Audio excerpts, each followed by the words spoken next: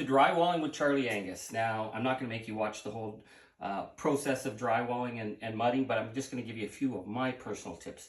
Number one, paper or fiber tape. Well, if you're not doing it all the time, use fiber tape. It's easier. In the corners, I would say always use paper, but since I forgot to bring paper, I'm using fiber tape, so we're just not going to deal with that.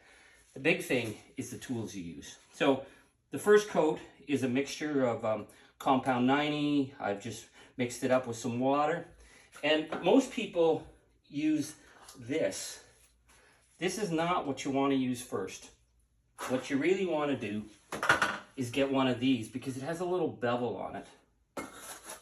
And get that compound 90 on there.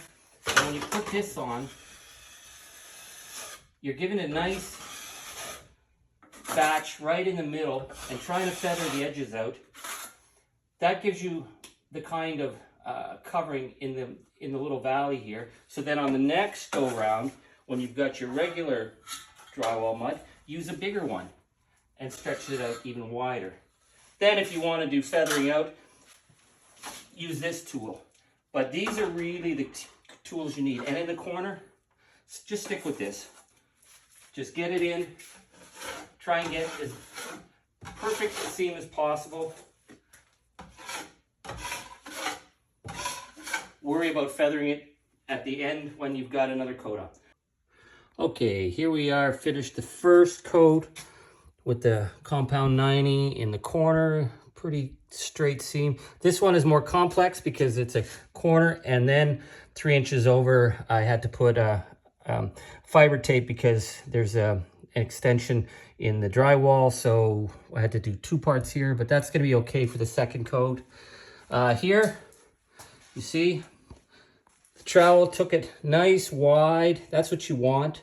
Don't be afraid to throw on as much mud as your trowel will take. Put the mud on, take the mud off, and it'll leave a nice first pass.